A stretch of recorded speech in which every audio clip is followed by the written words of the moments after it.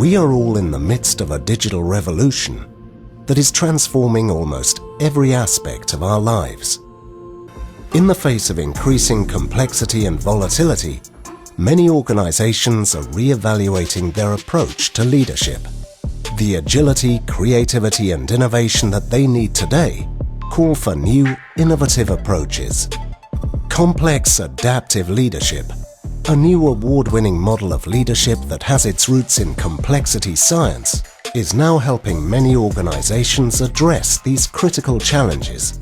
From a theoretical point of view, complex adaptive leadership is based on complexity science, and complexity science is increasingly more important as we face volatile, uncertain, complex and ambiguous times. Unfortunately, most leaders haven't even heard of complexity science. They apply a deterministic scientific approach, but that doesn't work when things are complex. So what complex adaptive leadership does is it brings a new science to leadership, which works when things are dynamic, complex and uncertain. When I first got involved with it, I was deep into major programs, major projects, running around all over the place, sort of sacrificing my own personal health and family to try and meet the next objective, and jumping on a plane, going to meetings, working all the hours, etc., thinking that the only way to overcome more challenges and complexity was by working harder. And what CAL, or Complex Adaptive Leadership, taught me over a period of time, it wasn't an aha moment, but over a period of time, was there's more to it than that. It's about understanding what you can control and what you can't control. And whereas before I was caught up in a world where I needed to start doing more things to overcome challenges, the reality is you need to stop doing things to allow emergence to take place, and then you can start doing new things to replace or fill the gaps that you've created by stopping. One of the key aspects of complex adaptive leadership is knowing when and how to let go and let the team get on with it. Now, when you do that, what happens is that things emerge. People who you never really thought were any good suddenly emerge as actually being very good indeed. New ideas emerge, new innovations emerge.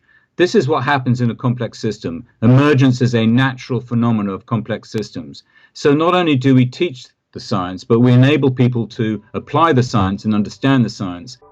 A more younger person is involved in especially in my setting. So they really need to be allowed to give their views.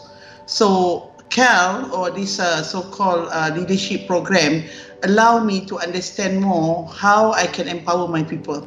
Get them to be involved rather than just follow instruction. There's a huge amount of hidden potential, and it's hidden because of the leadership assumptions we have, the assumptions we have about how hierarchy should work, and that dampens that potential down and it hides it. What we find is when people start applying our approach and start releasing a new way of leading, that potential becomes much more apparent, and it emerges very similar to what I was talking about before. That emergence can only occur if the potential is there. So it's not about putting things into the organization, it's about allowing what's already in the organization to become fully engaged. It's left a tremendous legacy.